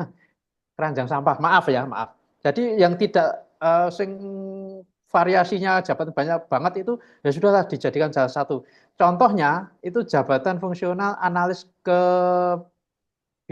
Itu seolah-olah menjadi semacam keranjang yang untuk mengakomodir yang tidak terakomodir di yang lain. Masukkan ke situ semua. Sehingga nanti akan terbentur ketika itu dijadikan satu dalam satu keranjang, seperti yang jenengan ceritakan tuh, pendidikan saya nggak nyampe, mau hukum saja nggak bisa, karena memang ditaruhnya di JF adanya itu. Nah itu yang jadi korban. Saya tidak bermaksud apa-apa, tetapi bahasa gampangnya semacam keranjang lah untuk mengakomodir JF-JF atau mengakomodir eselon 4 yang dia tidak bisa masuk ke dalam JF. Kalau kepegawaian jelas ada analis SDMA. Kalau di RSUD misalkan, itu mau dikasih jabatan apa? Terus makanya ada jabatan analis kebijakan itu hampir di setiap perangkat daerah. Karena apa? Ya memang itu untuk mengcover. Kalau di Bapeda ada perencanaan, sudah jelas, sangat spesifik. Nah, di luar itu, di coverlah dalam jabatan seperti itu, sehingga pasti akan nemu kasus seperti yang Pak Didik sampaikan itu. Nah, udah kepentok di situ. Makanya, ya itulah gap reformasi birokrasi yang terjadi di daerah, sehingga JF itu lebih berkembang di pusat. Kenapa? Karena pusat itu urusannya cuma satu. Sedangkan daerah itu urusannya 11 urusan otonomi. Kalau pusat itu Kementerian Keuangan Dirjen Pajak itu urusannya cuma dari pajak, dari retribusi pajak sampai Dirjen Pajak itu satu urusan ekonomi, urusan pajak. Tetapi ada pajak, ada retribusi, ada dan sebagainya, ada urusan pokoknya ngurusi orang dari masih di dalam perut sampai dengan urusan kematian. Nah, sehingga akan ada variasi itu dan ketika itu menjadi JF akan terbentur dengan spesifikasi yang dipersyaratkan itu tadi. Kalau di pusat tidak akan nemu seperti itu. Karena pasti akan linear. Daerah pasti akan ketemu seperti itu.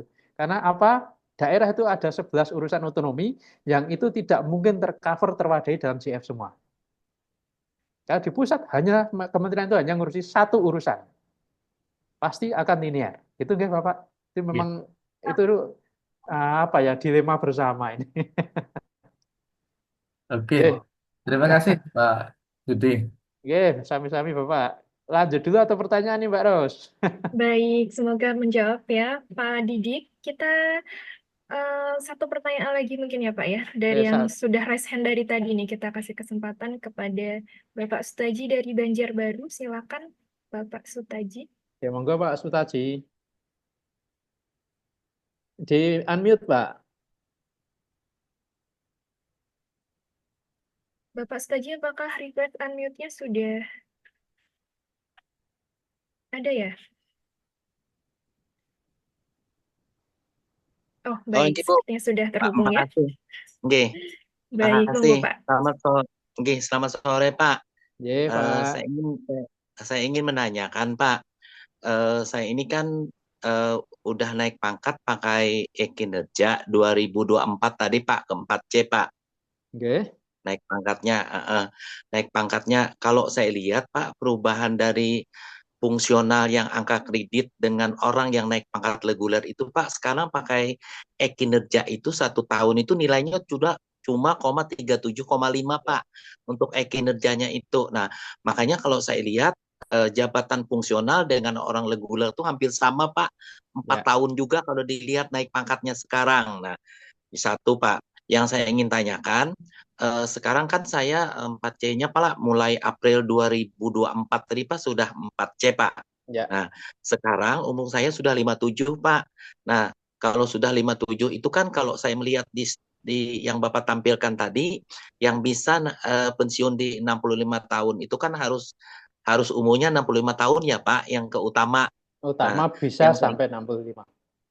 ya, utama 65 tahun. Nah, yang saya ingin tanyakan Pak, di tempat kami ini untuk uji ukom itu Pak, hampir tidak ada Pak yang pangkat tertinggi di Kalimantan Selatan. Ini ada beberapa orang saja Pak. Ya, jadi kemarin tuh kan saya sudah menanyakan juga ke Provinsi Kalimantan Selatan, kata mereka harus ke pusat Pak, ikut uji ukomnya. Saya jabatan fungsionalnya Pak, promosi kesehatan dan ilmu perilaku Pak. Oke. Yang itu. Jadi yang terkendalanya itu untuk hukum ini Pak, karena memang tidak ada di provinsi, kami kan wilayahnya Kota Madia Banjarbaru Pak, tapi di provinsi itu belum bisa menyatakan karena yang menilai untuk kamu aja yang promosi kesehatan dan ilmu perilaku ini Pak, kami ada baru 2 orang saja Pak untuk Provinsi Kalsel yang ahli media yang sudah 4C ini Pak. Jadi saran mereka kemarin disuruh ikut ke provinsi. Nah, saya ingin tanyakan tuh Pak, prosedurnya ikut hukum tuh bagaimana Pak? Kebetulan saya juga ada teman di Kemenkes. Kemarin juga sudah bertanya. Nah, di sana katanya ada beberapa orang saja. Kalau yang mereka dengar itu tim hukumnya untuk yang ke utama itu masih belum ada Pak. Makanya saya bingung ingin menanyakan kepada Bapak tuh bagaimana sih prosedurnya untuk hukum. Ya, terima kasih banyak Pak. Terima kasih. Pak Sutaji ada di Kota Banjarbaru ya Bapak ya? Iya, di Kota Madia Banjarbaru Pak. Di dinas apa Bapak? Di Dinas Kesehatan Pak. Dinas Kesehatan Kota Banjarbaru. Ya. Oke. Jadi sebelum saya bicara tentang prosedur, saya akan bicara tentang filosofinya dulu. Kenapa sih kalau di kabupaten kota itu 4 utama itu hampir tidak ada? Hampir tidak ada. Karena satu, pangkat tertinggi di kabupaten atau kota itu Pak Sekda. Itu PNS nomor 1 itu Pak Sekda. Sekda kabupaten kota itu pangkatnya 4D. Hanya satu Bapak, hanya satu. Kemudian yang kedua, kenapa kok utama itu susah? Karena pembatasan kewenangan otonomi daerah. Nah, ada otonomi daerah itu pasti akan ada hierarkis urusan. Mana urusannya pusat, mana urusannya provinsi, dan mana urusannya kabupaten kota. Sehingga kadang pekerjaan-pekerjaan yang utama itu yang punya itu provinsi atau bahkan pusat. Contohnya penguji kendaraan. Penguji kendaraan itu kalau yang bahkan madya atau belum sampai ke utama itu adanya di provinsi karena berkenaan dengan kewenangan tonase dan juga ketersediaan alat. Sehingga kalau mereka akan beralih ke madya sekalipun dia harus pindah ke provinsi karena soal kewenangan. Sehingga otomatis begitu kewenangan itu tidak ada, formasi tidak ada. Sehingga buntutnya jangankan sampai ke tim penguji, formasi aja belum tentu ada. Kecuali untuk JF-JF yang dia tidak terbentur urusan kewenangan otonomi. Misalnya dokter. Dokter itu kan tidak ada bedanya dokter kabupaten sama dokter provinsi. Sehingga dia bisa, banyak dokter pangkatnya 4C, 4D itu mungkin banyak. Karena dia tidak terbentur kewenangan otonomi. Kemudian yang kedua Widya Iswara. Widya Iswara itu kan ngajar di diklat PIM, di kabupaten kota sama Dilan itu sama. Sehingga rata-rata Widya Iswara itu bisa sampai ke utama meski dia di provinsi. Karena soal kewenangan itu. Jadi saya tidak hanya bicara tentang prosedur, tapi saya ingin memberikan pemahaman soal filosofinya. Kemudian yang ketiga diharapkan utama itu kalau bahasa pewayangan itu semacam seorang begawan. Dan yang dia diminta fatwa, tidak lagi dia mengerjakan pekerjaan teknis. Nah, kadang di daerah pekerjaan yang sifatnya fatwa itu tidak ada. Yang ada adalah pekerjaan teknis. Sehingga rata-rata yang utama itu gelarnya adalah hakim, profesor, guru besar. Karena mereka diharapkan fatwanya lagi, tidak lagi urusan teknis. Nah, kadang pekerjaan membuat fatwa ini yang tidak dimiliki di kabupaten kota. Sehingga otomatis formasinya tidak ada. Nah, borok-borok membuat tim penilainya. Nah, ini memang kendala yang ada di daerah seperti itu. Maaf jadi, Pak, ya. maaf jeda. Kemarin tuh saya memang dari awalnya CPNS itu Pak memang fungsional. Nah, jadi kemarin tuh karena saya tidak bisa naik pangkat ke 4C, saya kan di puskesmas Pak. Nah, di puskesmas itu jadi kata Ibu Kepala Dinas, kata mereka di BKPP kami, BKD kami, Bapak harus pindah ke Dinas Kesehatan supaya bisa ke 4C. Makanya saya pindah ke dinas, Ya, berapa bulan langsung bisa naik pangkat, Pak. ya, Karena butir kegiatan untuk di puskesmas sudah tidak ada lagi, Pak. betul. Ya, seperti itulah. Heeh, iya. Sama. Oh, ya, Jenengan mau ke nggih. 4D-nya juga jangan sampai bicara prosedur dulu, tetapi itulah filosofinya seperti Iya, itu. iya, Dan nggih, itu nggih. bersyukur juga Bapak sudah ke 4B dulu. Karena banyak teman-teman Iya. itu madiyanya ada formasinya, tidak perlu penelitian, tidak bisa ke madya, Bapak. Sehingga Oh, coba iya. jenengan baca hierarkis di struktur organisasi perangkat daerah, itu sekarang posisi JF itu ada di bawah eselon 3. Eselon 3 kepala bidang, Mm, kalau di kabupaten kota, pangkatnya itu 4A. mm. Jadi Iya, tidak iya. mungkin dia membawai di atas 4A. Iya, iya. Itu nggih, Bapak. Nah, Nggih. jadi itu Heeh, filosofinya, saya tidak hanya akan bicara prosedur, tapi saya ingin memberikan pemahaman. Tidak hanya untuk Bapak, tetapi juga ke teman-teman yang lain. Kadang iya. yang ada struktur tersendiri itu hanya di Bapeda, karena rata-rata perencana itu banyak yang sudah madya. Sehingga mereka Iya. dibuatkan rumah tersendiri. Tapi jangan salah, rumah itu dibuatkan karena sudah ada orangnya. Kalau yang Makanya lain, kami Makanya kami di Dinas Kesehatan itu, Pak, ada 6 orang, Pak, yang sudah 4B, saya sendiri 4C, terus ada 6 orang, Pak, promosi kesehatan ibu ya, pelakunya tuh yang sudah 4B. Karena memang dari awal, Pak, bekerja itu memang tidak pernah ke struktural, Pak, ya, fungsional terus. Nah, ya, karena kemarin tuh kata Ibu Kadis, Pak Sutaji terpaksa harus pindah ke dinas, kata mereka. iya, Kalau mau naik pangkat bisa ke 4C. Makanya saya kemarin tuh pindah ya, ke dinas, makanya bisa ya, naik pangkat itu. ya, karena kepala puskesmasnya 4A, Iya, kepala ya puskesmasnya kan? 4A aja, Pak. Nah, Makanya ya, dia belum bisa nggak menilai bisa, saya. nggak bisa. Ya, Sekarang ke ya, dinas kesehatan karena kepala dinasnya 4C. Sehingga jenengan bisa 4C, ya. tapi nggak bisa 4D karena Pak Sekdanya aja 4D. Itu enggak ya? Nggih. Oke, Iya, kita nggih. lanjutkan. Ini sudah semakin Nggih. sore nih, Mbak. Terima kasih banyak, Pak. Oke, Terima kasih sama-sama. banyak. Terima Oke. kasih Pak Sutaji. Siap. Menarik banget ya Pak. Sebenarnya ini diskusinya sangat Udah interaktif karena hampir jam 5. iya betul Pak Pras. Izin Pak, sebelum kita lanjut untuk sesi paparan materinya, saya ingin reminder nih untuk Bapak Ibu yang sudah join di webinar PPID by Suhu pada sore hari ini. Silakan jangan lupa untuk mengisi form feedback untuk syarat mendapatkan sertifikat ya Bapak Ibu. Untuk maksimal pengisian form feedback kami tunggu pukul 24.00 WIB malam ini. Dan buat Bapak Ibu yang ingin mengikuti kuisnya, silakan juga bisa ikut ini atau mengisi link kuis yang sudah kami share juga di kolom chat Zoom. Nanti untuk pemenang kuis ini akan kami undi 4 pemenang beruntung yang akan berkesempatan mendapatkan merchandise menarik dari Suhu.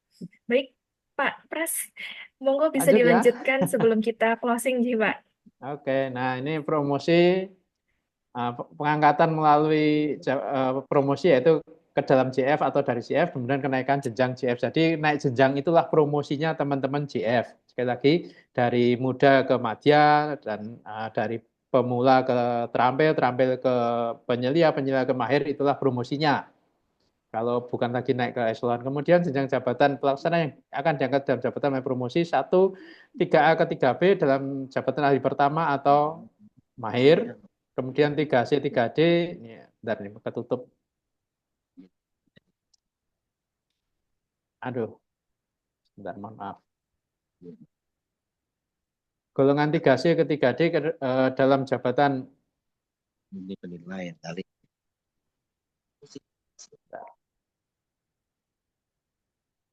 3C ke ahli muda dan atau penyelia. Nah, jadi sekali lagi tadi meskipun jasanya SMA bisa 3C 3D dan golongan 4A ke dalam ahli muda atau madya.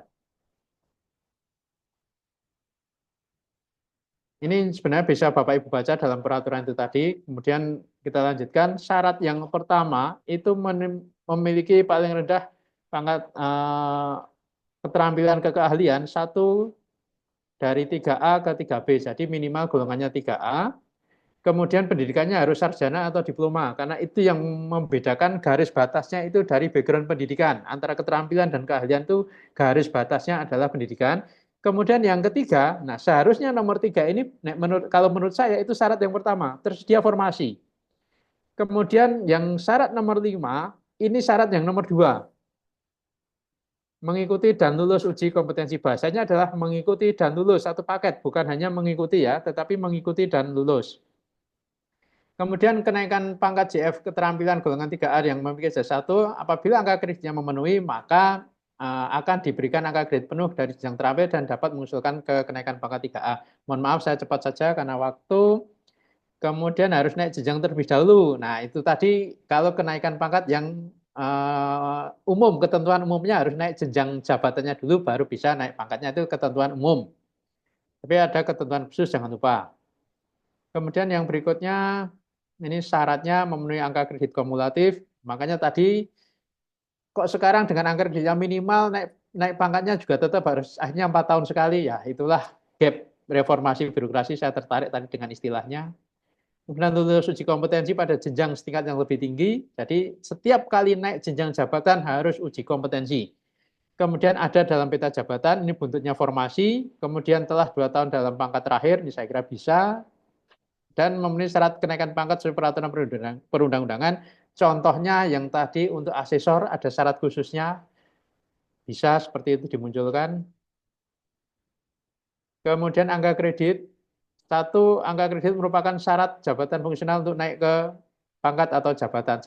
Angka kredit tetap dibutuhkan, cuma cara menghitungnya yang berbeda.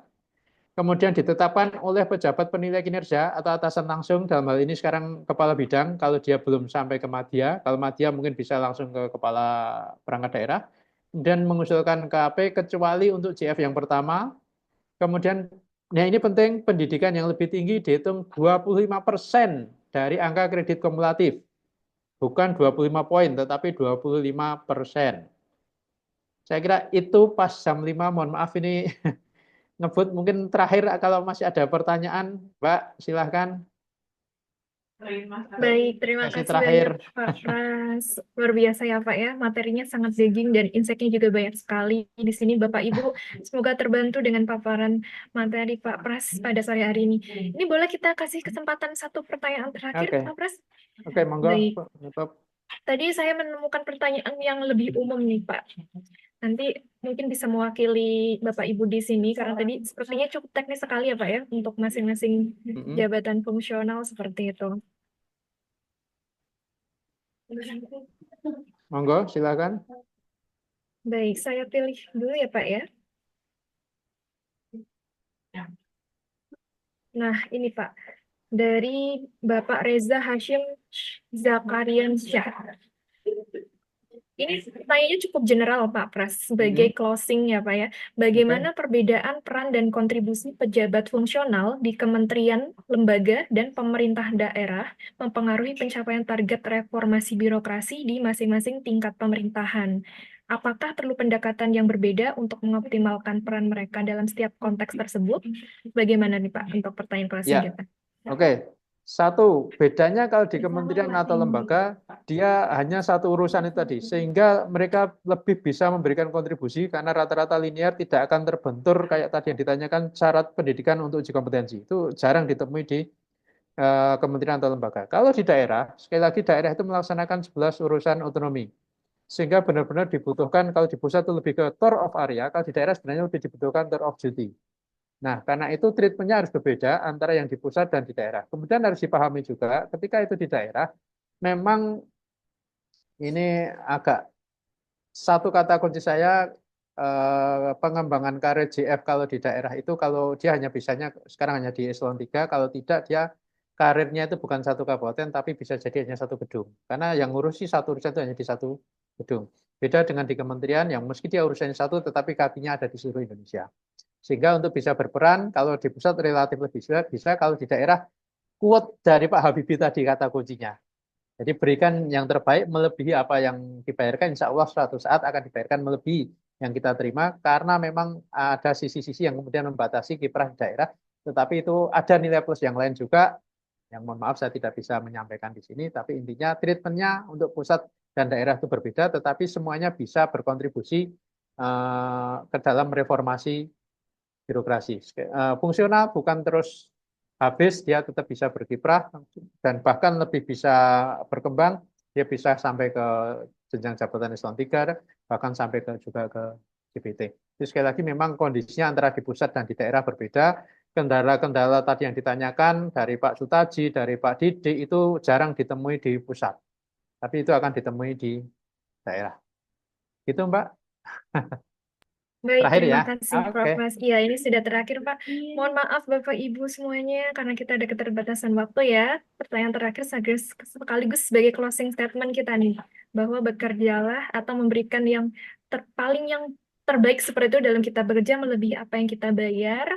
Dan semoga dari apa yang sudah kita berikan, semaksimal mungkin nanti akan memberikan dampak yang lainnya seperti itu untuk kebaikan kita bersama. Seperti itu ya, Bapak Ibu yang sudah join di webinar sore hari ini. Karena kita sudah di penghujung webinar dan sudah melebihi pukul 17.00 WIB, dari saya dan juga tim undur diri ya Bapak Ibu. Tapi mohon izin sekali lagi saya ingatkan kembali kepada Bapak Ibu yang sudah join di sesi webinar kita sore hari ini untuk mengisi form feedback yang sudah kami share di kolom chat Zoom sebagai syarat untuk mendapatkan e-sertifikat, dan juga untuk Bapak Ibu yang ingin mendapatkan merchandise menarik dari Suhu, silakan diisi form quiz-nya. Nanti akan kami undi 4 pemenang beruntung dan berkesempatan untuk mendapatkan merchandise menarik dari Suhu. Dan jangan lupa untuk Bapak Ibu supaya tidak ketinggalan informasi update mengenai pelatihan dan juga event menarik kami lainnya, untuk follow media sosial kami, yaitu Instagram kami ppid.by.suhu, dan kemudian ada juga channel YouTube kami yaitu Suhu TV. Untuk webinar hari ini, recordnya nanti akan kami publikasi di YouTube kami, yaitu Suhu TV. Dan yang terakhir, untuk informasi update mengenai silabus pelatihan ataupun mengenai detail-detail pelatihan yang ada di Suhu itu apa saja, Bapak Ibu silakan bisa langsung kunjungi website kami, yaitu pelatihanpemerintahan.id. Dari kami, sekian. Sampai jumpa di lain kesempatan. Terima kasih banyak atas partisipasi dan juga antusiasme yang luar biasa untuk Bapak Ibu yang hadir hari ini. Terima kasih banyak. Wassalamualaikum warahmatullahi wabarakatuh. Selamat sore, Bapak Ibu. Selamat sore, Pak Pras. Yes, Terima selamat kasih banyak sore. ya, Pak. Yes, sama-sama izin saya live. Yes, Baik, stop Pak share-nya. Pras. Oke. See you later.